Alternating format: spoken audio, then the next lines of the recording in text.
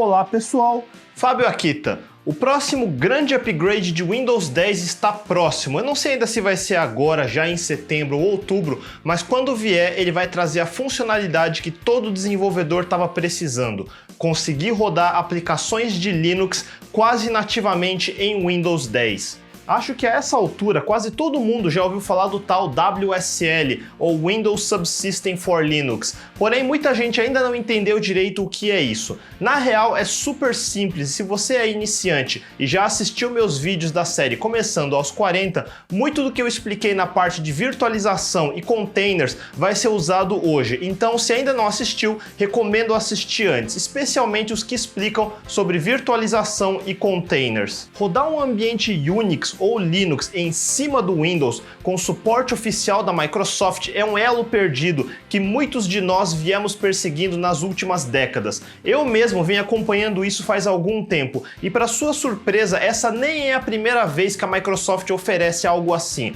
Se você está interessado só na parte prática do WSL, pode pular direto para esse tempo aqui embaixo, mas como sempre eu vou fazer uma tangente pela história, então vamos lá.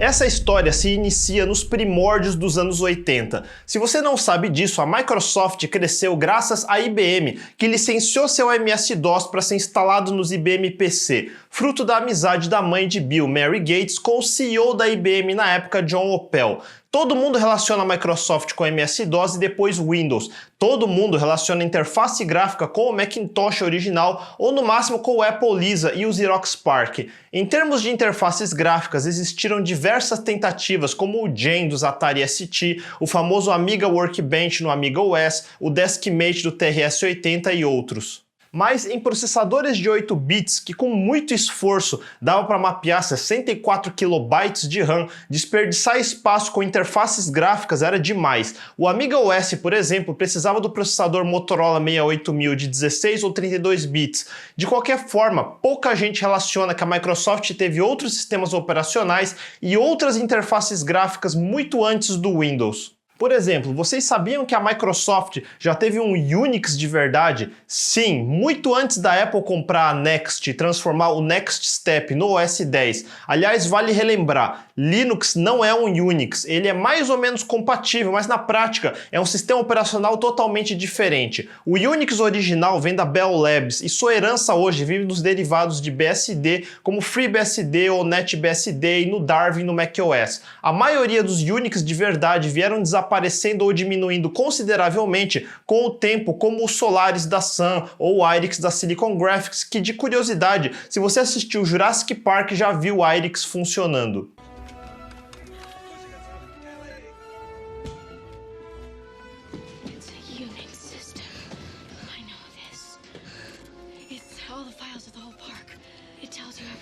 Em 1980, a Microsoft se uniu à SCO, ou Santa Cruz Operation, e eles desenvolveram o Xenix, que era outro Unix de verdade. E estamos falando mais de uma década antes do surgimento do Linux. Segundo a Microsoft, era um Unix muito próximo do Unix original versão 7, que rodava nos mini-computadores PDP-11. E aliás, de curiosidade também, antigamente a gente chamava os mainframes de computadores, coisas como o PDP, são os mini-computadores, e os Commodore, TRS-80, Sinclair, MSX, mesmo IBM PC, eram os microcomputadores, por isso falamos em micros. Enfim, uma das ideias era evoluir o MS-DOS 2 para se aproximar do Xenix em single user, que iria virar o XE-DOS, mas foi mais um vaporware que nunca saiu do papel. Aliás, foi daí que o termo vaporware nasceu, em 82 por causa do Xenix. A SCO seguiu sozinha com seu SCO Unix depois e a Microsoft desistiu da ideia e se uniu à IBM para o projeto OS2 em 87. Esse período foi especialmente conturbado porque estamos falando da transição dos processadores de 8 bits, como os antigos Z80 ou Intel 8086 e 8088, indo para 16 bits com 80286, que inclusive foi onde eu ganhei meu primeiro computador, um clone de IBM PC XT em 89. Porém, o 286 era um processador complicado, para dizer o mínimo. Estávamos migrando do modo real de execução para o modo protegido, que hoje é o padrão. Nessa transição, apareceu a necessidade de emular o 8086 no modo protegido, mas o modo protegido e emulado do 8086 nos 286 era falho. Além disso, existia o problema do endereçamento segmentado de memória, diferente do modelo flat que você está acostumado hoje, onde pode endereçar toda a memória de 32 ou 64 bits. Pensa que em 16 bits você só consegue endereçar 64 kilobytes de RAM. Para ter acesso a mais RAM, você precisa apontar para espaços secundários ou segmentados de RAM, como um índice apontando para uma página em outro livro. Em termos simples, você tinha um índice de 24 bits com endereços de 16 bits em múltiplos segmentos. E no frigir dos ovos, com os problemas de hardware, não seria possível rodar múltiplos ambientes paralelos de MS-DOS como deveriam. E a Microsoft obviamente não gostou muito disso. Na parceria da IBM com a Microsoft, eles desenvolveram o OS 2. A primeira versão era só modo texto e a primeira interface gráfica tinha a cara do Windows 2, que saiu mais ou menos na mesma época. Porém, a IBM insistiu no suporte ao 286 e esse foi um dos motivos da quebra da parceria, porque o MS-DOS e o Windows tinham problemas com o 286. A Microsoft queria ir direto para o 386 de 32 bits, que era muito melhor. Aliás, no caso do 286, imagine um processador que tinha máximo de 16 MB de RAM. E claro, estamos falando de 88. Os 386 em comparação, sendo de 32 bits, tinham máximo teórico de infinitos 4 GB de RAM. Mas mais importante, rodava DOS em modo protegido perfeitamente. Por outro lado, a IBM queria privilegiar a sua linha de hardware, claro, e eles tinham se comprometido com os 286 e sua linha de PCs PS2. Entenderam? PS2, OS2, e por isso insistiram no OS2 ser especializado nesse processador. Então, em 92, a IBM e a Microsoft se separaram, a IBM se manteve com o OS2 e a Microsoft estava muito bem, obrigado, com seu Windows 3, a interface gráfica de maior sucesso da época. Em paralelo a isso, a Microsoft começou a criar um sistema operacional portável para múltiplas arquiteturas de computador, como processadores RISC da MIPS, PowerPC, Itanium, Intel, e contratou Dave Cutler, que trabalhava na VMS, que fazia o VAX VMS, mas não estava interessado em muitas de suas ideias. Daí ele foi para a Microsoft e caiu no projeto NT, onde ele pôde aplicar muitas dessas ideias. Aliás, o nome Windows NT tem alguma controvérsia no seu significado. Muitos talvez ainda pensem em NT como sendo New Technology. Já o Dave Cutler vai dizer que WNT seria uma brincadeira em cima do nome da VMS de onde ele veio. Assim como muita gente gosta de brincar que IBM é uma brincadeira em cima do nome HAL, a inteligência artificial do filme 2001 do Stanley Kubrick. Se você pegar HAL e der shift de uma letra para frente, o H vira I, o A vira B e o L vira M.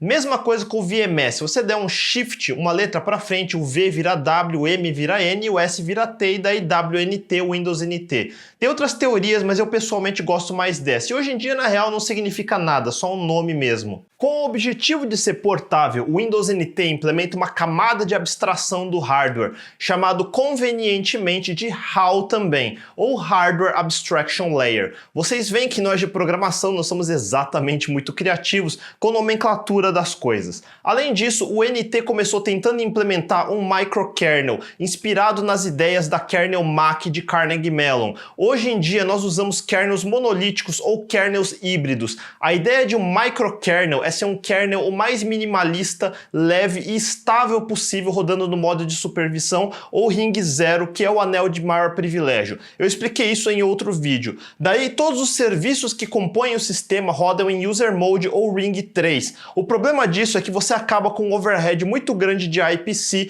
ou Inter-Process Communication, pois os programas rodando no anel de menor privilégio precisam ficar constantemente se comunicando com o kernel que roda no anel de maior privilégio. Essa controvérsia de microkernels versus kernels monolíticos ou macrokernels foi tema de grande discussão na comunidade Linux no começo. Inclusive, é um episódio histórico a discussão de Linus Torvalds defendendo o design monolítico da kernel do Linux contra a visão acadêmica de microkernels do professor Andrew Tannenbaum, autor de um dos livros sobre sistemas operacionais mais famosos e que você provavelmente teve que estudar se cursou ciências da computação. Na prática, apesar do design de microkernels ser o mais elegante, macrokernels funcionam melhor, como o sucesso do Linux já comprovou. No caso do NT, por exemplo, subsistemas de drivers de I/O, como vídeo ou mesmo impressão, rodavam tudo em Ring 0, em User Mode, como deveriam, mas no Windows NT 4 eles foram movidos por Ring 0, dentro do espaço do kernel.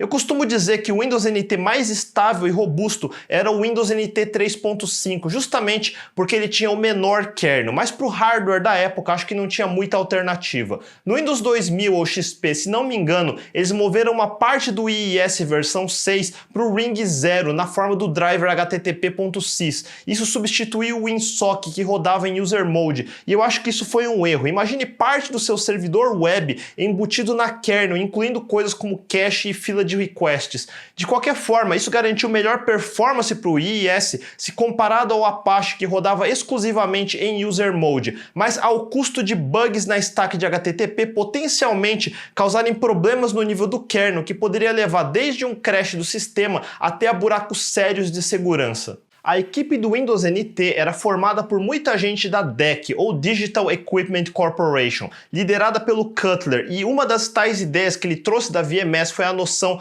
de um sistema operacional orientado a objetos, e por isso na arquitetura do NT você tem um Object Manager na camada privilegiada do Windows Executive, abstraindo todos os recursos do sistema na forma de objetos lógicos. Além deles, alguns membros da equipe vieram do time do OS2, que também queria integrar noções de orientação a objetos. Uma das coisas que eu achava fascinante na interface do OS2, que é o Workplace Shell, é que tudo eram objetos. Infelizmente, isso não foi implementado no Windows, mas, por exemplo, em vez de abrir um programa e clicar no menu em Novo Arquivo, você abria uma pasta de templates e arrastava o template para o desktop para criar um novo arquivo, como se fosse uma instância de uma classe. A ideia de orientação a objetos foi embutida em todos os sistemas operacionais dos anos 90 e por isso coisas como a API de um Next Step era orientada a objeto, e você tem abstrações e encapsulamento de comportamento, criando coisas como o Hardware Abstraction Layer do NT. Para todos os efeitos e propósitos do fim dos anos 80 para o início dos anos 90, eu diria que os sistemas operacionais desktop mais avançados eram o OS2, o Amiga OS, o Next Step e o Solaris. Eles inspiraram diversos outros, como o BeOS ou o IRIX, mas os mais populares eram sem dúvida o MS-DOS, o Windows 3.1 e o System 7. O Windows NT apareceu pela primeira vez em 93 com o nome de Windows NT 3.1, para ser paralelo do nome do Windows 3.1, que era completamente diferente e ainda rodava em cima do DOS. De comum, eles tinham basicamente a mesma interface gráfica. Daí em 95 tudo mudou com o advento do Windows 95, trazendo a era de 32 bits para os desktops populares. Comparado com hoje em dia, eu lembro como a gente achava o Windows 95 pesado, precisando de 4 MB de RAM, sendo que o Windows 3.1 rodava tranquilamente com 2 MB de RAM. No ano seguinte saiu o Windows NT 4, com a interface mais parecida com a do Windows 95. Os NT, pela natureza da sua arquitetura mais robusta, também precisava de mais recursos para rodar. Eu acho que com menos de 8 ou 16 MB de RAM não dava para rodar decentemente e por isso eles eram mais usados em servidores. Nos anos 90, fomos evoluindo do Windows 95 para o 98 até o famigerado Windows ME ou Millennial Edition. E no lado do NT, que era mais voltado a servidor, fomos do NT 4 para o 2000. Passamos os anos 90 surfando na lei de Moore e processadores mais rápidos iam saindo o tempo todo, dos 486 para os Pentium Pro, para os Pentium 2, Pentium 3, no servidor tínhamos Titanium, RAM foi ficando mais barato. A grande virada veio em 2001 com a unificação dos Windows no famigerado XP e finalmente nos livramos do legado do MS-DOS por baixo do Windows.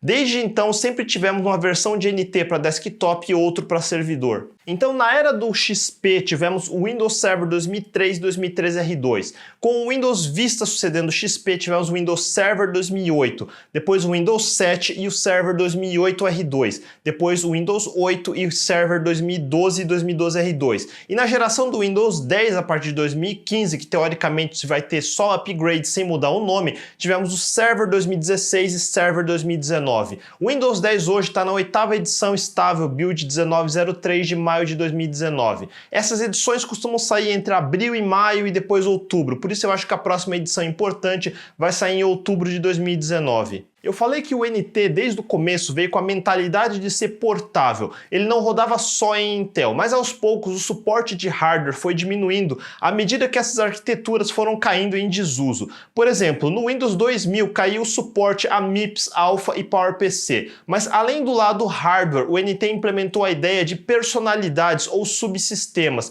Você tinha a Win32, que é o suporte à API moderna do Windows. Hoje em dia, programas 32 bits rodam emulado sobre o WAL64, que é o Windows 32 on Windows 64, mas desde o começo ele foi lançado com suporte a subsistemas como o OS2, que permitiam um grau de compatibilidade com a API do OS2, já que a Microsoft tinha interesse no nicho que eles ajudaram a criar com a IBM. E claro que eles precisavam manter compatibilidade com o MS-DOS, e para isso eles já embutiam uma Virtual Machine para DOS. Sim, um tipo de máquina virtual. E para conseguir atender contratos de governo que requeriam Unix, eles também tinham um subsistema compatível com POSIX, que, como eu já expliquei em outro episódio, é a superfície de compatibilidade com os Unix da época. Ou seja, seria possível pegar o código-fonte de aplicativos feitos para Unix e teoricamente compilar no Windows NT e rodar nativamente. Ele era compatível com o padrão POSIX 1, por isso não tinha um shell ou ambiente de uso e comandos de usuários, coisas como o mísero ls, que só passaria a existir como padrão no POSIX 2.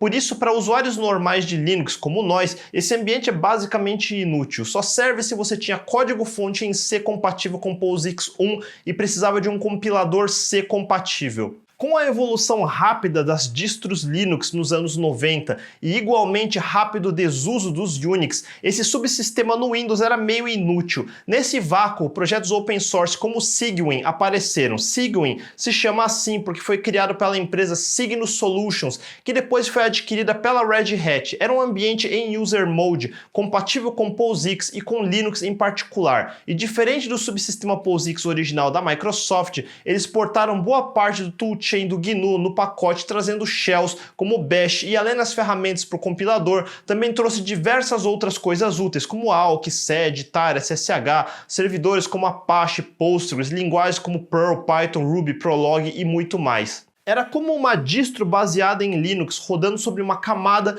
que tentava abstrair o NT por baixo na forma de DLLs. Muita gente ainda usa Cygwin até hoje e sempre foi a melhor ou mesmo a única forma de rodar muitas ferramentas de Linux de forma nativa no Windows. Mas Cygwin não se encaixa na categoria de distro de Linux, porque ele tem uma semi-compatibilidade em nível de código-fonte, mas os binários de Linux não rodam no Cygwin nativamente, precisa recompilar sempre. Com o passar dos anos, o subsistema POSIX original foi removido no Windows XP e Windows Server 2003, sendo substituído por outro subsistema que foi originalmente desenvolvido por uma empresa chamada Interix, adquirida pela Microsoft, e sua solução foi renomeada como Windows Services for Unix, ou SFU, e você podia instalar opcionalmente. O suporte ao SFU veio gradativamente diminuindo, tendo muitos de seus componentes removidos do instalador até o Windows 8 e Windows Server 2012, mas para todos os efeitos e propósitos, ele é muito similar ao Cygwin, só que o Cygwin é compatível com GNU Linux e o SFU é compatível com Unix. Novamente, se você tinha código-fonte de Unix, podia compilar no SFU e rodar no Windows. Em 2004, surgiu a primeira forma de rodar Linux sobre o Windows de verdade, sem virtualização. Foi o Cooperative Linux, ou CoLinux.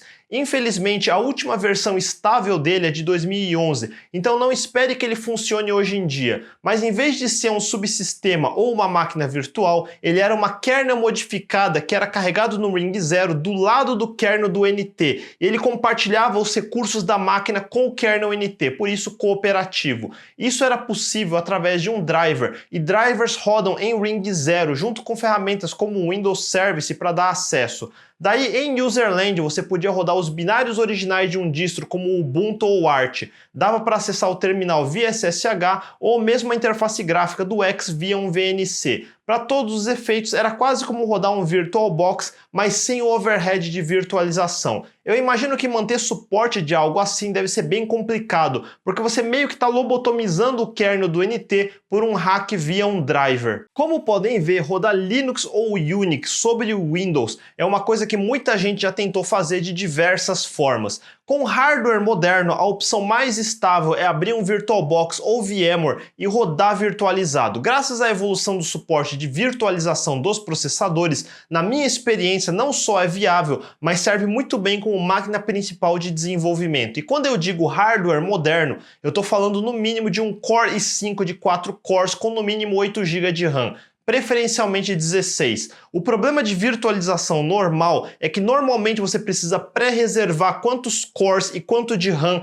vai ser dedicado para a máquina virtual. Vejam o problema. Com soluções como o subsistema POSIX, o Cygwin ou o SFU, tudo roda nativo, não é virtualização. Mas para funcionar você precisa ter o código-fonte de tudo, talvez modificar alguma coisa, compilar e gerar um binário nativo de Windows NT. Se conseguir fazer isso, o binário vai rodar como qualquer outro binário de Windows. Por outro lado, é muito difícil conseguir compatibilidade com tudo e muita coisa simplesmente não vai nem compilar sem modificações significativas, pelo simples fato que as primitivas do kernel do NT são diferentes do kernel do Linux. Eu já expliquei em detalhes em outro vídeo como o Windows, o Mac e o Linux gerenciam coisas como estrutura de processos, scheduler de threads, memória, I/O de formas diferentes. Por exemplo, no SFU, não adianta eu compilar alguma coisa como o programa IP ou o antigo ifconfig. Eles vão tentar mexer em coisas como o /etc/network/interfaces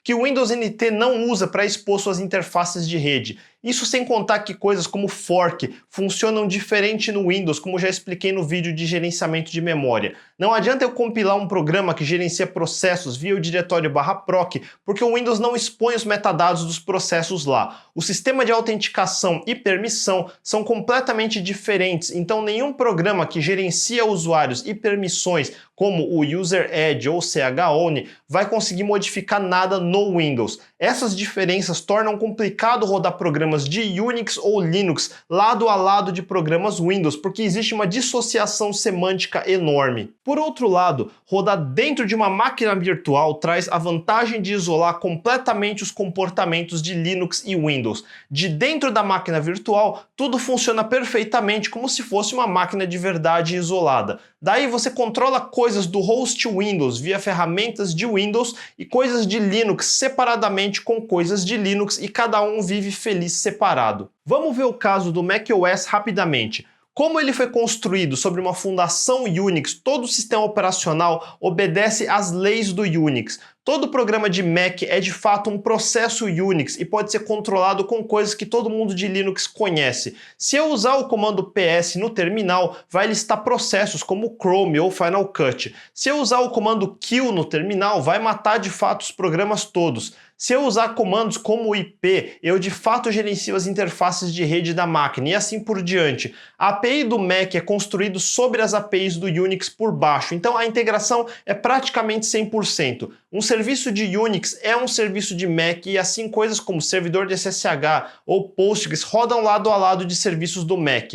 Usuários de Mac são usuários do Unix. Permissões de arquivos feitos via o Finder ou feitos via terminal, com comandos como chown ou chmod, são a mesma coisa. Por isso existe coerência semântica entre os aplicativos gráficos e os de linha de comando. E a Apple trouxe muito do toolchain GNU para dentro, então o macOS é como se fosse um FreeBSD mais bonito na prática. Por outro lado, assim como no subsistema POSIX, Cygwin ou SFU no Windows, o macOS tem compatibilidade de código-fonte, mas não de binário. Binários formato ELF de Linux não são compatíveis com binários de BSD ou macOS ou Cygwin ou SFU. Por isso, no Mac você precisa compilar programas de Linux especificamente para rodar no Mac. E por isso a gente não pode usar pacotes pré-compilados que já existem em outras distros, como o Ubuntu ou Arch. Por outro lado, ao contrário de Cygwin ou SFU, o comportamento do macOS, que é parecido com o comportamento do BSD e tem a mesma semântica do Linux, garante que quase todo o código-fonte seja compatível, porque coisas como interfaces de I/O, gerenciamento de memória e de threads é significativamente parecido. Então existe algum trabalho que precisa ser feito no código-fonte de alguns programas, mas no geral basta recompilar no Mac e tudo magicamente funciona. O mesmo não pode ser dito em ambientes como o antigo subsistema POSIX ou SFU ou Cygwin. E mesmo quando compilam, eles não têm acesso ao resto do sistema Windows. Mas a grande reclamação do povo de Linux quanto a gerenciar os recursos de um Windows é que tudo precisa ser feito via ambiente gráfico. Por isso, gerenciar um servidor remoto sempre exigiu coisas como um Remote Desktop ou VNC para podermos ter a tela gráfica remotamente. É um puta pé no saco quando em servidores Linux podemos conectar via terminal com um cliente de SSH e gerenciar todos os recursos da máquina via linha de comando. Para resolver parte disso, a Microsoft criou o PowerShell. Em resumo, a história remete ao fim dos anos 90 de novo, quando a Microsoft iniciou o projeto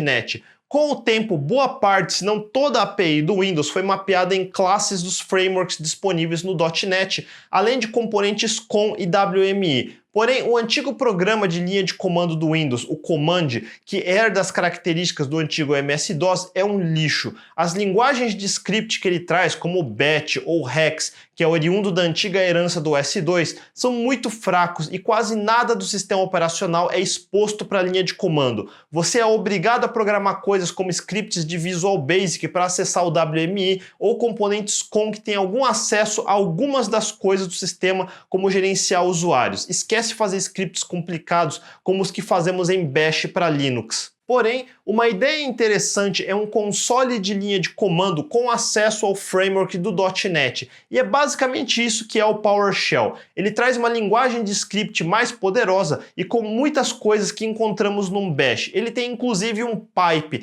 e eu argumentaria que um pipe superior ao do Linux. No Linux, todo script ou comando aceita argumentos em um string de bytes, que chamamos de Standard Input, e tem uma saída de bytes na forma do Standard Output, que eu também já expliquei nos vídeos sobre concorrência e paralelismo, e por isso você precisa de comandos como awk ou sed ou grep para tratar o texto que os scripts devolvem. No caso do PowerShell, os comandos devolvem estruturas de .NET, ou seja, dados estruturados. O episódio nem é de PowerShell, mas obviamente agora eu já empolguei um pouco. Então, eu também acho interessante que muita gente que usa Linux nunca viu PowerShell. Pense num script de Bash para selecionar processos que estão usando mais de 100 MB de RAM. Como que você faria? Num Bash, provavelmente algo parecido com esse script aqui. Ou seja, precisamos ir linha a linha da saída do comando PS e checar o tamanho em kilobytes até achar o que queremos. Em PowerShell, podemos fazer assim. E como o PowerShell suporta aliases e ele já vem com muitos aliases pré-programados, a mesma linha poderia ser escrita assim. Do ponto de vista de usabilidade para novatos, a sintaxe do PowerShell é muito mais fácil de ler, e para veteranos de Shell existem formas de simplificar para comandos mais familiares. E veja como estamos usando o pipe para passar os objetos do PS para o whereObject, fazer um filtro na propriedade do objeto, e isso é universal para todos os comandos. Tecnicamente, eu diria que o PowerShell pode ser considerado superior em muitos aspectos a um Bash ou outros shells de Linux. Eu acho que não é 100% do Windows que pode ser controlado via PowerShell, mas uma parte considerável pode. Ele pode ser estendido via .NET, então seja via C# ou F#, você pode expor o que quiser para esse shell. E mesmo se você for de Linux, pode usar PowerShell, porque a Microsoft abriu não só o .NET na forma do .NET Core, como o Open Source, como também o PowerShell na forma do PowerShell Core. Aqui o problema é o inverso. Eu ainda não sei quanto do PowerShell se integra aos recursos do Linux, mas ele pode ser uma opção interessante para fazer scripts de automação numa linguagem menos cheia de truques se comparado a um Bash,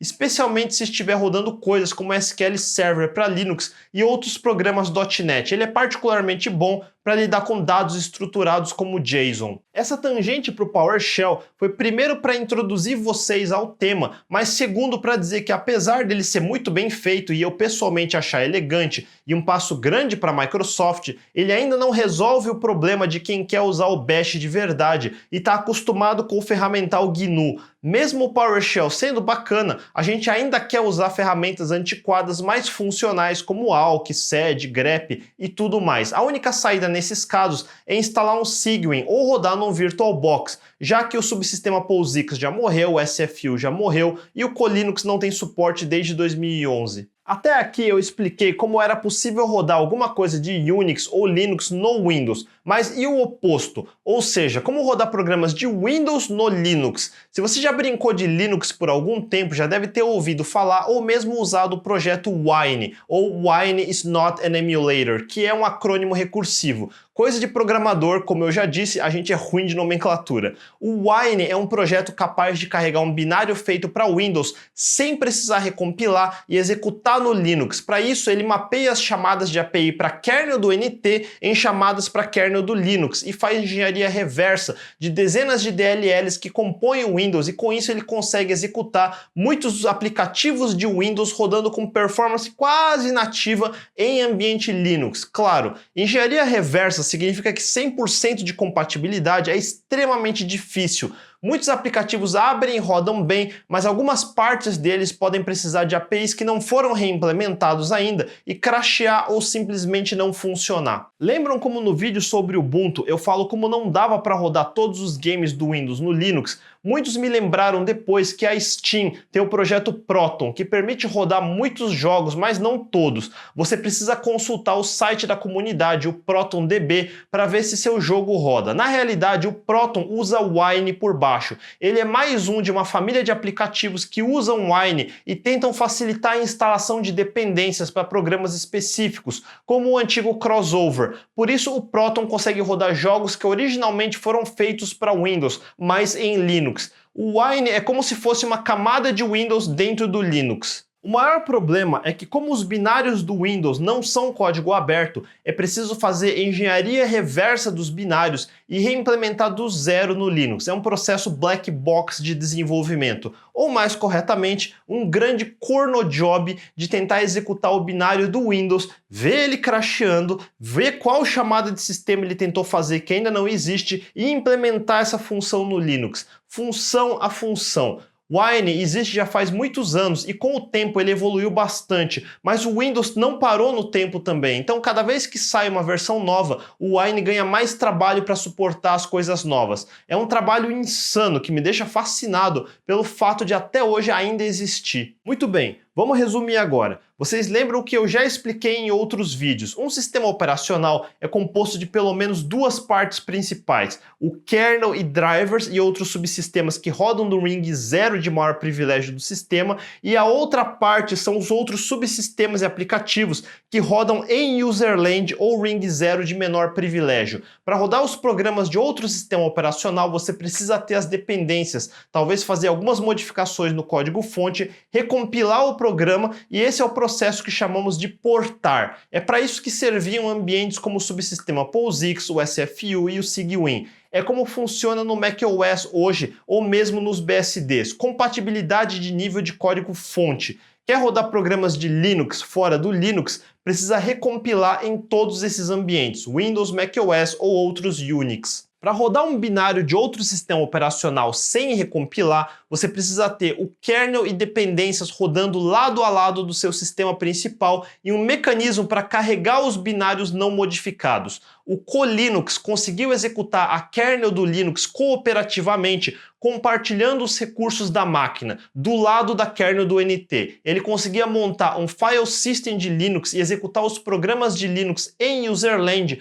sem precisar recompilar nada. Você podia rodar os binários de um Ubuntu ou Arch por cima desse ambiente. Fora isso, você tem a opção de virtualização, seja com VirtualBox, VMware ou Hyper-V. Daí você roda tudo em userland, mas com as instruções da VTX da Intel, que permite o kernel virtualizado conseguir acessar o hardware por baixo com o menor overhead possível. Você ainda perde uns 20% ou mais de performance virtualizando, dependendo da configuração do seu hardware. Mas no geral tudo funciona perfeitamente. Virtualização é uma opção quase plug and play hoje em dia. Eis que do nada a Microsoft anunciou o projeto Windows Subsystem for Linux, ou WSL1, como podemos chamar hoje. Ele começou a aparecer no Fast Ring do Windows Insider lá pelo Anniversary Edition, acho que pelo começo de 2016, e foi lançado de verdade no Creators Update uns 3 meses depois. Hoje em dia temos o WSL2, que é completamente diferente, já vou explicar por quê. Mas o WSL1, do ponto de vista técnico, é muito mais interessante, mas eu entendo por que eles desistiram dessa forma. Antes de mais nada, a Microsoft faz muita pesquisa e, eventualmente, muitos dos resultados dessas pesquisas realmente acabam no Windows de verdade. Um desses projetos foi o Drawbridge, que estava pesquisando formas de rodar processos isolados, como em containers, sem precisar de virtualização. Um dos resultados foi permitir o kernel de criar processos com o mínimo ou zero de interferências. Lembro nos episódios de gerenciamento de memória que eu expliquei que dentro do espaço de endereços virtuais do processo, o Windows mapeia suas DLLs de sistema e outras coisas para compartilhar seus recursos com os processos, e por isso um processo de 32 bits no Windows de 32 bits nunca tinha os 4 GB totais disponíveis para ele. O resultado desse projeto Drawbridge foi permitir o kernel NT de criar o que eles chamaram de Minimal Process e Pico Process, que são processos sem interferência do OS, com espaço de memória limpo. A diferença de um processo minimal e Pico é que no caso do Pico existe um driver associado a ele que permite a comunicação desse processo para fazer syscalls. Isso existe desde 2013 e o time do WSL resolveu usar esse recurso para carregar o binário não modificado de um programa Linux que tem o formato ELF64 para dentro de um Pico Process. Agora, para executar, esse programa vai querer fazer coisas como syscalls para kernel do Linux, e aí entra a parte do driver. Esse driver vai converter as chamadas para kernel do Linux em chamadas para kernel do NT. Então, na prática, não existe um kernel Linux rodando. Quando o programa de Linux chamar um fork, ele vai ser traduzido para o equivalente NT Create Process, ou se chamar fopen, ele vai ser traduzido para NT Open File e assim por diante. Na realidade, a tradução acontece no nível do assembly, mas a ideia é a mesma. Como eu já expliquei, o Windows trata todos os recursos do sistema como objetos, incluindo arquivos e o file system. Tudo é roteado pelo Object Manager. E ele sempre teve essa ideia do HAL, de abstrair o hardware. E de fato, por cima do NTFS temos o VFS ou Virtual File System. Se vocês já usaram Windows e Linux, sabem que existem diferenças em como o File System NTFS do Windows e o ext4 do Linux se comportam.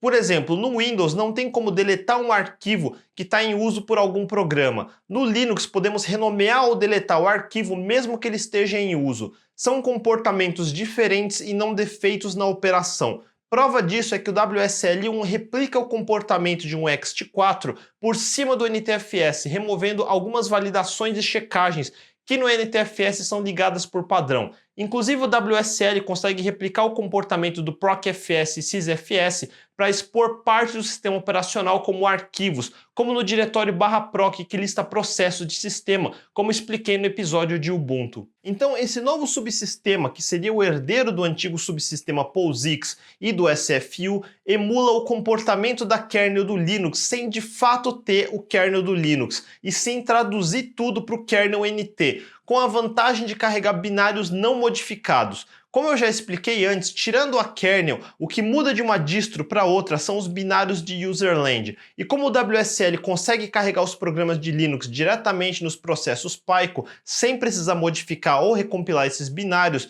você pode literalmente pegar todos os binários de um Ubuntu, ou Arch, ou Fedora e rodar em cima desse subsistema. Uma grande vantagem dessa forma é que ao abrir um bash e usar comandos como ps ou kill, podemos não só manipular programas Linux, como programas Windows também. Muitos comandos que não sigam seriam inúteis, como programas para configurar interfaces de rede e muito mais, passam a funcionar minimamente. Programas que manipulam arquivos podem manipular alguns arquivos do lado Windows também. Foi a primeira vez que programas Linux não modificados puderam rodar lado a lado de programas Windows. E era bizarro porque eu podia abrir o Task Manager do lado do Windows e ver cada programa de Linux individualmente listado. A integração era muito bem feita, embora ainda incompleta. Eu rodei esse ambiente por algum tempo e apesar de não ser tudo que funcionava, era possível rodar tudo que eu precisava para desenvolver projetos de Ruby on Rails ou Node.js,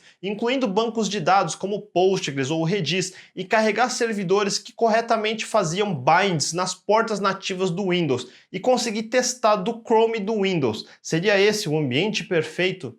Infelizmente, havia ainda vários problemas. O maior ofensor eu diria que era a virtualização do file system. Essa virtualização em cima do VFS funciona, mas o VFS é interligado com o Windows Defender e outros antivírus e anti-malware. Toda a operação de disco no Windows dá trigger para o Defender avaliar se não tem perigo ler o arquivo. Obviamente isso causa um overhead gigantesco. Some a isso operações altamente custosas de I/O, como um npm install em um projeto de Node, e você pode ir tomar café enquanto espera ele terminar. Isso poderia ser resolvido se a equipe do WSL mudasse a estratégia de tentar manter o file system aberto em cima do NTFS e simplesmente montasse um disco virtual dentro de um arquivão como no formato VHD que VirtualBox ou VMware usam. Máquinas virtuais costumam montar o file system do sistema guest na forma de arquivos esparsos, ou seja, digamos que você configure um HD de 1 TB dentro do Linux virtualizado, mas seu HD de verdade só tem 500 GB. Claro que não cabe, mas você não precisa pré-alocar esse espaço, pode só mentir para o sistema virtualizado e só alocar o que ele realmente for usar e ir adicionando novos blocos nesse disco virtual sob demanda. Mas o problema principal nem é esse. O conceito original é mapear syscalls do Linux para syscalls do kernel NT. Eles esbarram no mesmo problema que a equipe do Wine tem até hoje. Toda vez que sai uma atualização para o Windows, alguma coisa vai quebrar no Wine, porque as syscalls e outras dependências mudaram. Então manter essa camada de compatibilidade entre as duas kernels sempre vai ser instável. Toda vez que sai uma versão nova da kernel do Linux, alguém da equipe do WSL vai precisar ajustar essa camada de tradução. Então nunca vai ser possível ter um sistema totalmente estável, porque essa é a natureza de wrappers e adapters. Eles são alvos móveis. Ficar fazendo isso desde 2016 demonstrou que, como prova de conceito, de fato tudo funciona, mas muitas syscalls de Linux não têm equivalente em NT e davam trabalho de manter. E toda vez que a kernel atualizava tanto do lado Linux quanto do lado NT, precisava ajustar a camada de adaptação.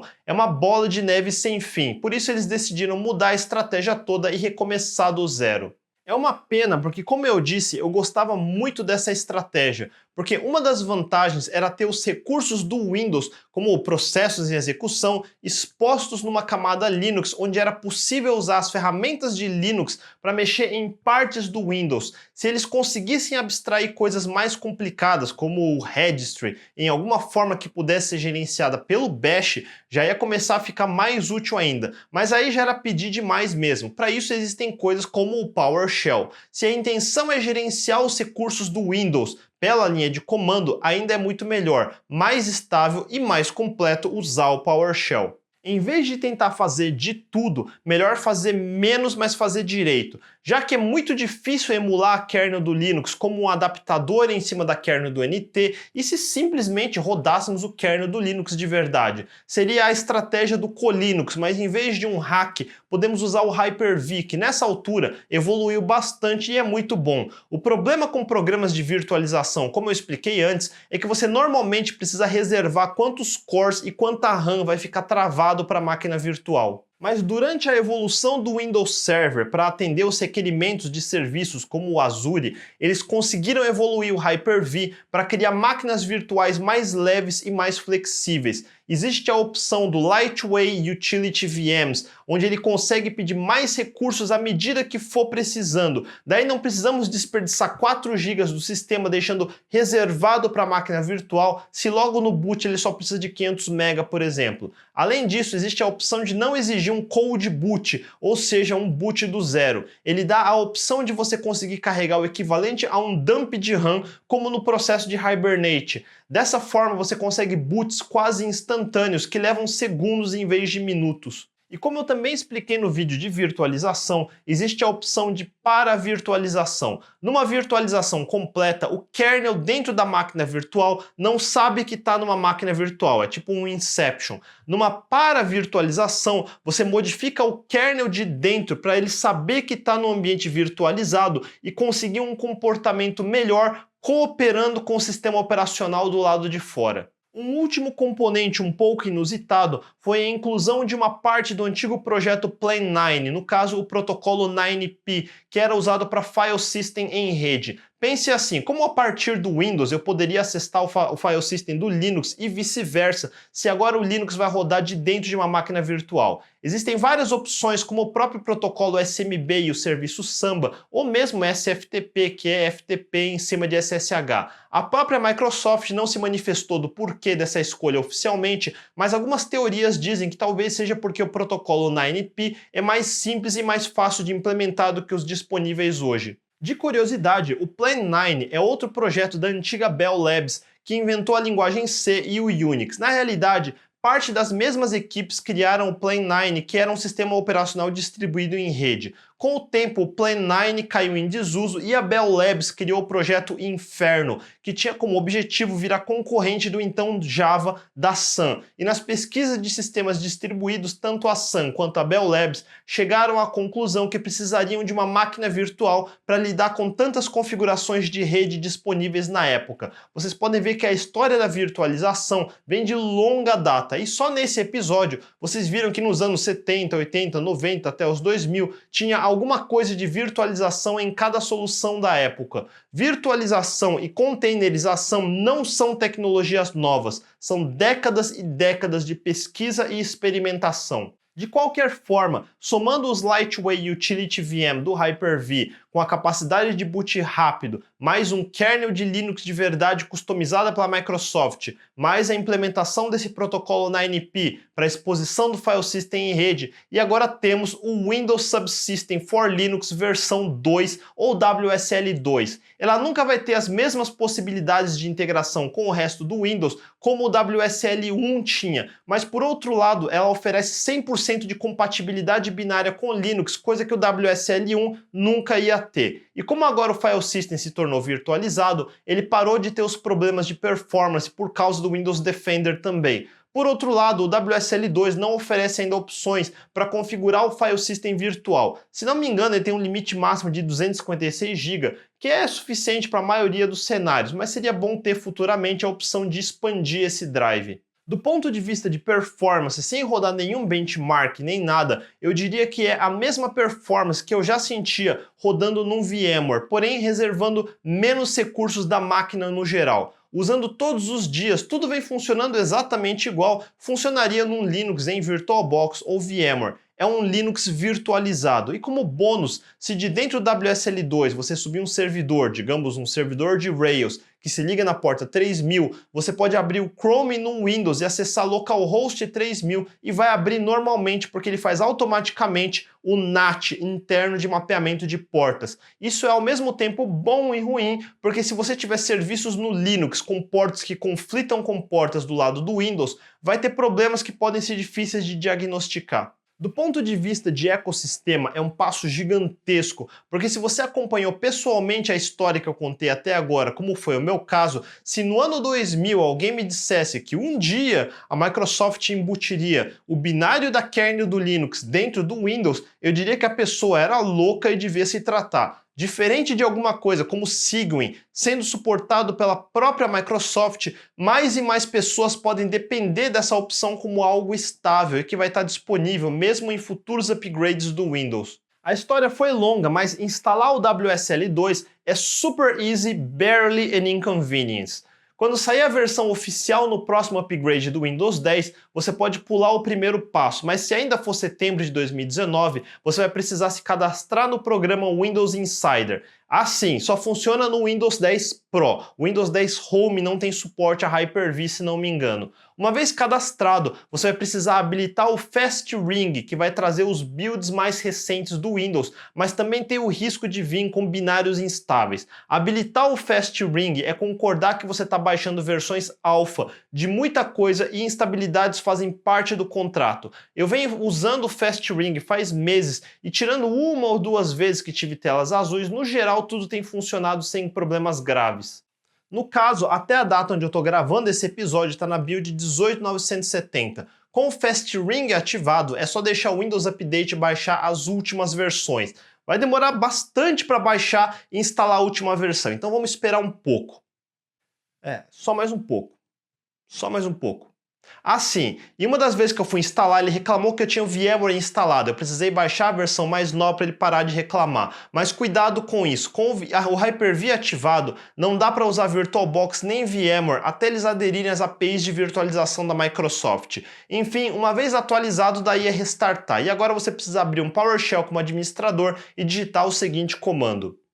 Isso vai exigir um restart e pronto, agora você já tem um WSL. Abra um Command Prompt ou PowerShell e garanta que está com o WSL2 como padrão executando o seguinte comando. E para instalar o Ubuntu, você pode ir na Windows Store, procurar por Ubuntu e instalar. É gratuito. Daí você espera um pouco, configura seu usuário e senha e instalado. Primeira coisa que eu sempre faço quando instalo é rodar o apt update upgrade para atualizar todos os pacotes. Daqui você pode seguir meu vídeo de Ubuntu e praticamente tudo deve funcionar. Eu digo praticamente porque o WSL é feito primariamente para aplicativos de linha de comando, como o próprio Bash, coisas como SSH, Git e tudo mais. Mas sempre existe a opção de instalar um cliente X no Windows e rotear o display do X no Linux para ser fora dele. Se você não sabia disso, o X é outro capítulo conturbado na história do Unix e Linux. Nós tivemos o X386, depois o Xorg e finalmente muitos estão migrando para o Wayland. Em termos simples, o X é feito para aplicativos gráficos. A intenção original é que um servidor Unix com servidor X poderia servir múltiplos terminais burros, incluindo terminais gráficos, que seriam clientes de X. Pense em um servidor web e navegador web. É basicamente a mesma coisa, só que em vez de trafegar um protocolo primitivo como o HTTP, ele usa um protocolo próprio do X para enviar comandos como desenhe um botão na tela. E quando o botão é clicado, essa ação trafega para o servidor X decidir o que fazer e devolver outro comando para redesenhar alguma coisa na tela.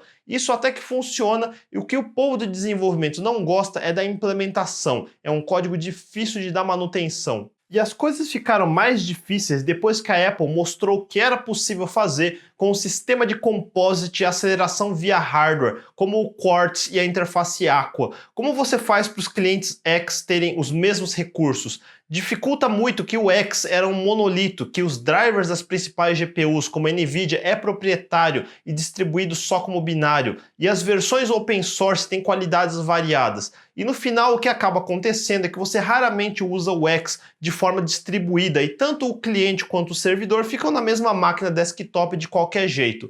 Por causa disso, o X tem dois modos de renderização acelerada, a direta, onde o próprio servidor X acessa a GPU, e o indireto, onde ele manda os comandos de OpenGL para o cliente rodar. No caso do WSL, ele não tem acesso direto a algumas coisas, incluindo o hardware de vídeo. Portanto, ele depende de um rasterizador via software. Você não tem como rodar o cliente de X dentro do WSL, porém você pode rodar o cliente de X de Windows e rotear os comandos de X do WSL via rede para fora, e vai funcionar perfeitamente bem. Existem duas opções gratuitas e open source que são o VCX Serve e o Xming, e uma versão paga que eu pessoalmente acho melhor, que é o X410. Que eu costumo usar, mas na prática tanto faz. Se eu não estou enganado, todos devem suportar o modo de aceleração indireta. Basta configurar dentro do WSL uma variável de ambiente dizendo isso, o libgl always indirect, e adicionar num bash rc para sempre ter a variável quando se logar. Para rotear os comandos, o WSL precisa do endereço IP do host Windows. No WSL1 ficava tudo em localhost, porque para todos os efeitos e propósitos, o WSL1 rodava lado a lado do Windows e não virtualizado. No WSL2, como ele é uma máquina virtual, do lado de dentro ele tem também uma rede virtual e o Windows do lado de fora é mapeado para o endereço local dentro. É um tipo de ponte de rede que traduz o roteamento de pacotes do lado de dentro para o lado de fora. Se fosse localhost, bastava fazer a variável display ser igual a 2.0. Porém, toda vez que a máquina reinicia, pode ser que esse endereço virtual mude. Precisamos configurar uma variável de ambiente que aponte para esse endereço, e para isso podemos fazer o seguinte one-liner, adicionar no bash rc e agora configurar a variável display para usar o valor. Colocando essas variáveis de ambiente no arquivo bash rc, toda vez que o bash iniciar, ele vai ter essas variáveis. E agora podemos instalar alguns programas gráficos que eles vão aparecer do lado de fora, no Windows mesmo. Vamos instalar o Gvim, que eu gosto, o terminal Tilix, que é o mesmo que eu instalei no tutorial de Ubuntu, e o pacote Dbuzz X11 que programas GNOME precisam. Agora precisamos instalar o tal cliente X, que, como eu disse antes, tem opções gratuitas, mas eu pessoalmente gosto do X410, que eu já tinha comprado, então vamos instalar pela Windows Store. Quando terminar e ele carregar, não esquecer de habilitar para poder receber conexões da rede pública. Se for a primeira vez, o Windows Firewall vai apitar para liberar acesso. Libera e pronto. De volta ao Bash, como só editamos o script Bash RC, precisamos ou deslogar e logar de novo, ou só recarregar o Bash RC com o comando source. E agora podemos abrir o Gvim e olha só, abriu fora da máquina virtual como um programa normal de Windows. Mesma coisa o Tilix, e nele podemos configurar a aparência. Vamos escolher o tema Material, ou melhor, o Monokai Dark. E pronto, agora podemos configurar o tamanho das fontes. Mas para mudar o tema geral das bordas e tudo mais, não vamos poder usar o GNOME Twix. Como não estamos carregando todos os serviços que o GNOME precisa para rodar, se gastar algum tempo em tentativa e erro, uma hora o GNOME Twix talvez funcione. Mas por agora podemos simplesmente editar manualmente o arquivo de configurações em .config gtk3 settings.ini. Dentro dele habilitamos o modo Dark, depois declaramos o nome do tema, que é o Flat Remix GTK Blue Darker, e finalmente o nome do pacote de ícones, que é o Flat Remix Blue Dark. Agora precisamos de fato baixar esses temas e ícones, e aqui é a mesma coisa que já fizemos no episódio de Ubuntu. Eu vou seguir exatamente o mesmo tutorial de antes, e como é a mesma coisa, vamos acelerar isso aqui. E pronto, agora podemos chamar o Tilix de novo e bum, tá tudo bem mais bonito, não acham? O Gvim também ficou um pouco melhor, mas ele ainda tá meio cru, porque eu não carreguei nenhum .files que configura ele como o Yagger que eu mostrei no episódio de Ubuntu. Até agora eu estava usando o programa Command, que vem com todo o Windows. A Microsoft veio modernizando o antigo Command para aceitar comandos de VT100, ANSI e tudo mais, e com isso hoje ele é capaz de renderizar corretamente. Vocês podem ver que as cores ANSI funcionam perfeitamente. Ele ainda tem cheiro de coisa velha, mas comparado a como era até as primeiras edições do Windows 10, foi uma evolução considerável. Mas terminais mais maduros, como o Tilix que acabamos de instalar, ou mesmo o terminal padrão de um macOS, ainda são melhores. Em vez de mexer demais no código velho do antigo Command, eles resolveram codificar um novo, e com isso existe o programa simplesmente chamado de Terminal, que você pode instalar via o Windows Store. Ele ainda está em desenvolvimento e por isso se chama Preview, mas mesmo no estágio atual ele já é muito melhor que o Command, inclusive ele é acelerado via DirectX, então coisas como scrolls longos renderiza muito rápido.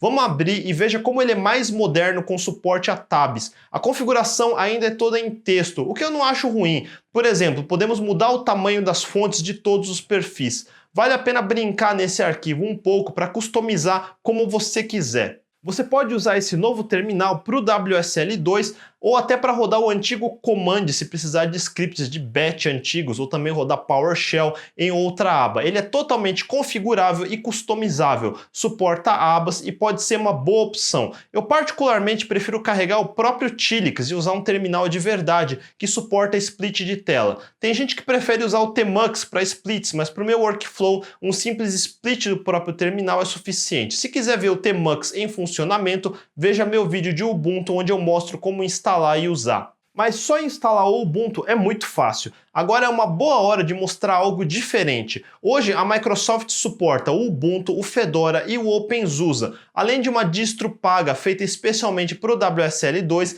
que é o Penguin, que se não me engano é uma derivação de Debian, mas eles têm receitas no GitHub de como você pode empacotar qualquer outra distro de Linux. Desde o WSL1 havia uma versão de Arch que você podia instalar e eu testei e vi que eles deram suporte para o WSL2 também, então por que não testar? Mas aviso que essa demo é meio experimental, ele não tem suporte da Microsoft e muitas coisas não funcionam perfeitamente ainda. Se você for experiente em Linux, talvez consiga achar os workarounds, mas se for iniciante, por agora é melhor ficar no Ubuntu mesmo. Vamos começar no Google pesquisando por ArchWSL e o primeiro link deve ser a página de GitHub do projeto. Lá tem todas as instruções que você precisa. Baixe o zip, descompacte em algum lugar como no seu diretório de usuário do Windows e dentro vai ter um executável de Arch. Dê duplo clique ou abra um novo terminal, navegue até o diretório, digite art e execute. Esse instalador faz menos coisas que o de Ubuntu, que é esperado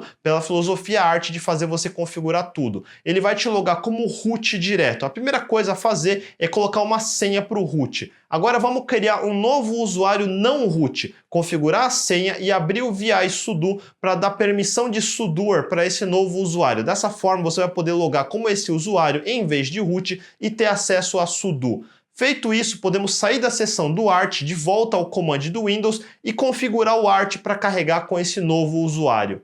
Feito isso, precisamos inicializar o Pacman, que é o gerenciador de pacotes. Isso só precisa ser feito uma vez. Uma vez inicializado, mesma coisa de antes. Eu gosto de atualizar os pacotes todos e fazemos isso com o comando pacman-syu.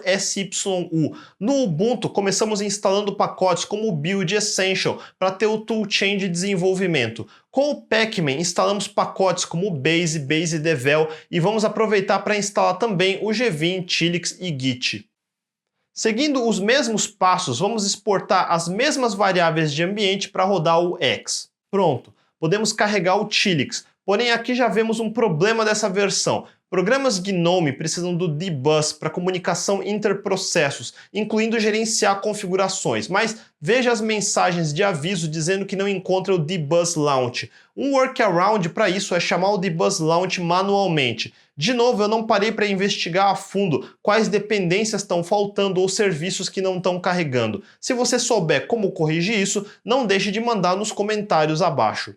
Aliás, uma coisa que notei é que tanto o Ubuntu como esse art de WSL não bootam com o systemd ou qualquer outro init system, então nenhum serviço carrega e comandos como systemctl para iniciar ou para serviços não vão funcionar. Você precisa carregar serviços manualmente se precisar. De qualquer forma, só para mostrar como as coisas são muito parecidas, eu vou acelerar de novo pela parte que eu baixo os temas Flat Remix, edito o arquivo settings.ini manualmente e...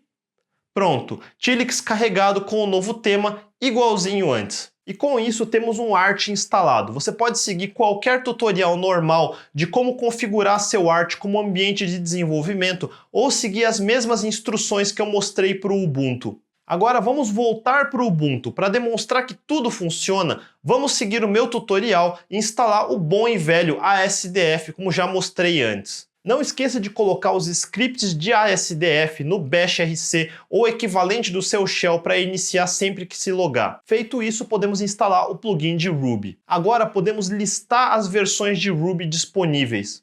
Vamos escolher a mais recente, a 2.6.4 e instalar. Ups! Faltou instalar mais dependências de desenvolvimento do sistema, então vamos começar pelo pacote Build Essential. Ainda temos mais dependências, então vamos instalar.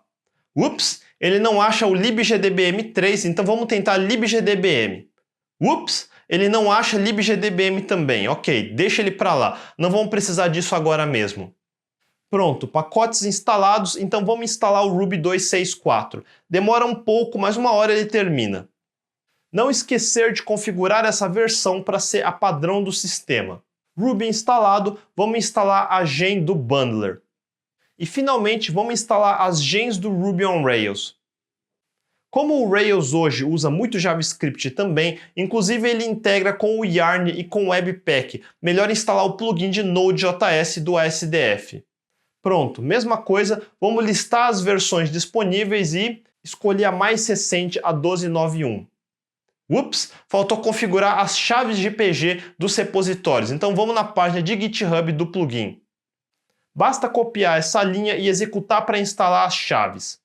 Pronto, chaves configuradas, agora podemos tentar instalar a última versão de novo. Quando terminar, não esquecer de configurar essa versão como a global do sistema. Esse passo nem precisa na real, mas eu tenho o costume forçar a atualização do NPM para garantir que eu estou com a versão mais nova.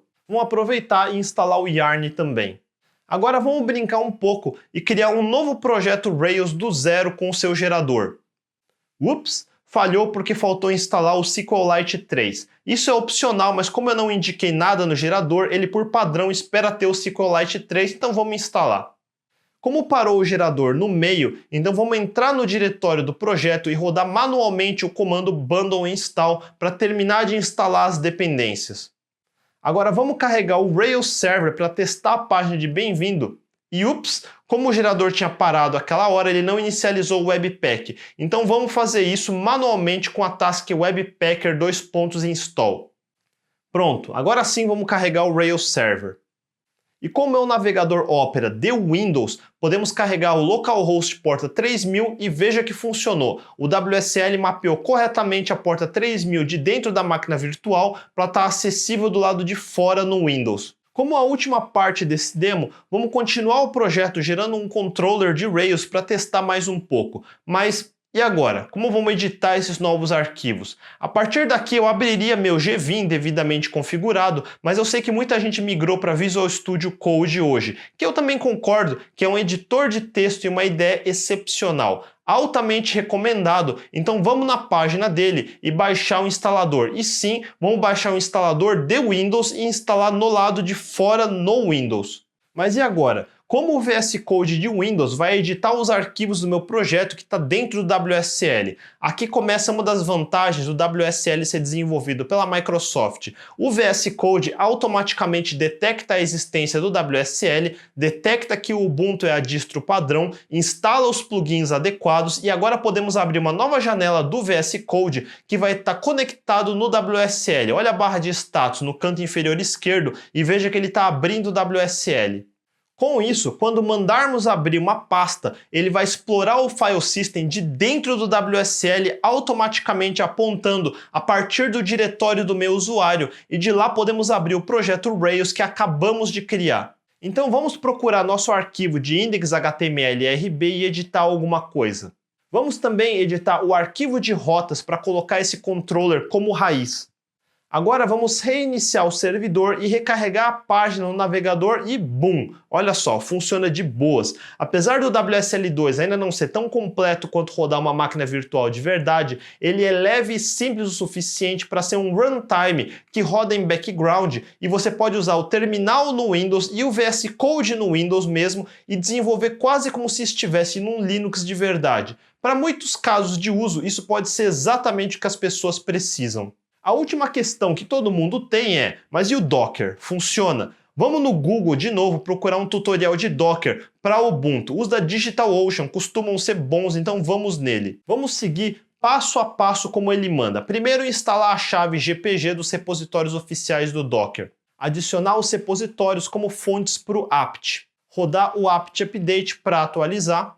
Garantir que vamos instalar os repositórios do Docker. Finalmente instalar o Docker propriamente dito.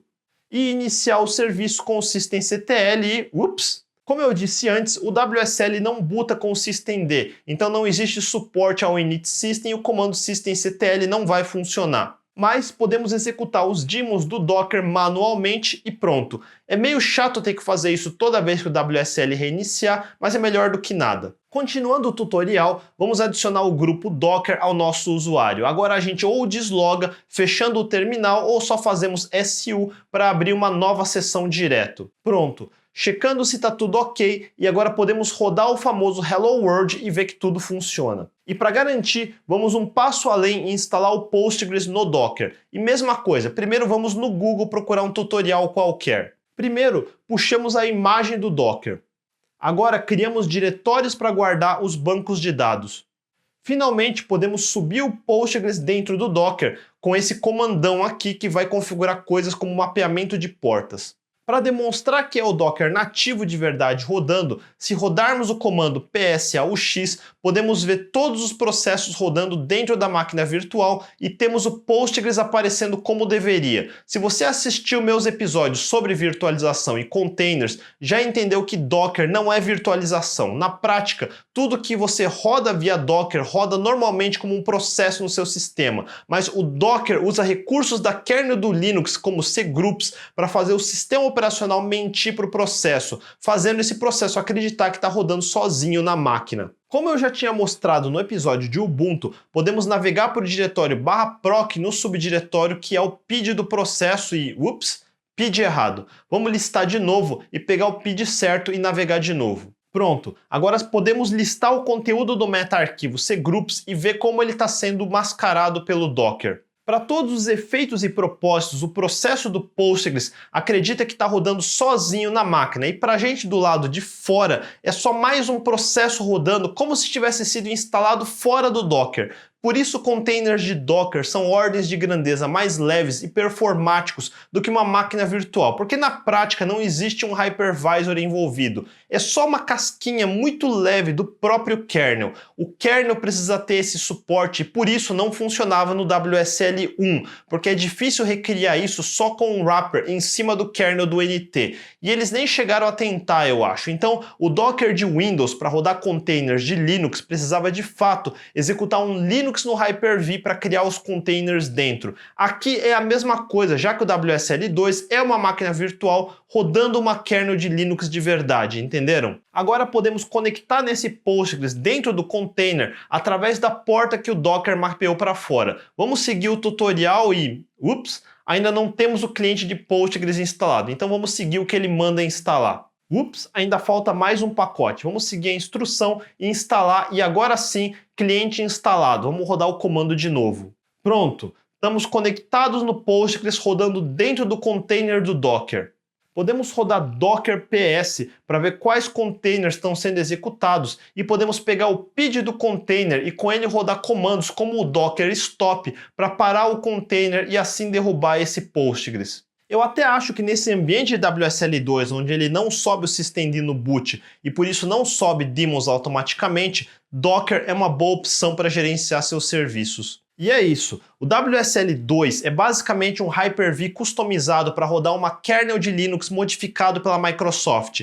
E como a licença GPL obriga qualquer empresa a abrir o código-fonte se for modificado, a Microsoft mantém o fork com as modificações no GitHub. E eu vou deixar o link nas descrições abaixo também. Eles vão sempre manter a versão estável mais nova e não devem ficar dando suporte para kernels antigas. Então você sempre vai ter a opção de rodar as distros mais novas. Se precisar rodar Linux velhos, você mesmo vai ter que instalar e configurar tudo manualmente numa máquina virtual Hyper-V do jeito antigo. O WSL2 é um facilitador para o Hyper-V com um Linux melhor integrado. Na prática, o WSL1 era algo parecido com o Wine, só que ao inverso. O WSL2 é mais parecido em conceito com o Colinux, mas na prática é um Linux rodando dentro de uma máquina virtual. Então, se você já estava usando Linux em VirtualBox ou VMware, na prática não tem grandes vantagens, especialmente porque o WSL não expõe tantas opções de configuração como um VMware.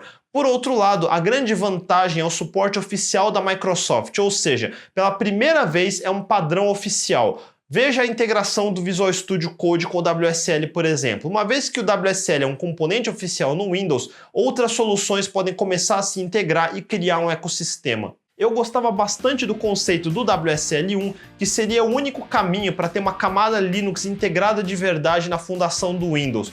O mais próximo que já se chegou do que se tem em um macOS sem precisar reescrever todo o sistema operacional. Mas eu entendo que era bem pouco prático dar suporte. Então o WSL2 é um bom meio do caminho. Muita gente precisa estar no Windows, seja para usar programas corporativos que só existem em Windows, ou rodar pacotes como os da Adobe que não existem para Linux, ou mesmo fazer desenvolvimento em .NET para Windows. Agora existe uma opção oficial para rodar ferramental Linux lado a lado, com uma boa integração. Ele é mais limitado, ainda existem alguns bugs, mas com o tempo isso deve melhorar. Na prática, se você já usa VirtualBox ou VMware para desenvolver em ambiente Linux, não existe de fato muita vantagem em usar o WSL. Mas se você quer integrar desenvolvimento de projetos em Node ou Python dentro do Linux, junto com outros projetos no Windows, usando o mesmo Visual Studio Code, por exemplo, é uma ótima opção. Aliás, apesar de existir um certo suporte nativo a rodar coisas como Node, PHP e Python no próprio Windows,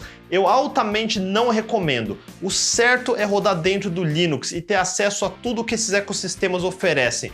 Toda versão de uma ferramenta Linux no Windows tem limitações e rodando no WSL2 ou numa máquina virtual, elimina essas restrições. Evite ao máximo rodar ferramentas de Linux compiladas para Windows. Você sempre vai estar usando menos do que as ferramentas oferecem.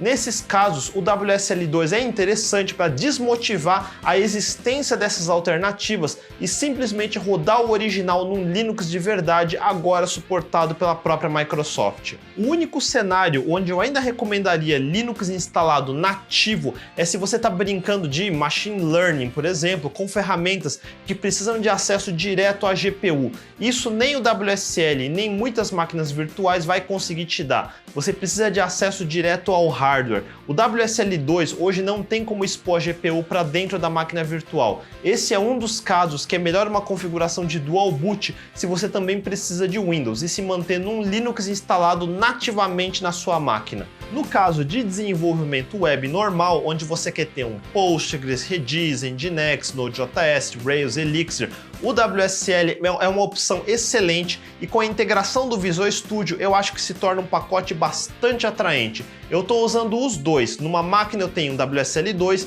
e em outra eu tenho VMware. Como meu dia a dia não é mais ocupado por programação na maior parte do tempo, então para mim o impacto é muito menor. Se você já testou essas opções, compartilhe sua experiência com o pessoal nos comentários abaixo. Se curtiu o vídeo, deixe um joinha, assine o canal e não deixe de clicar no sininho para não perder os próximos episódios.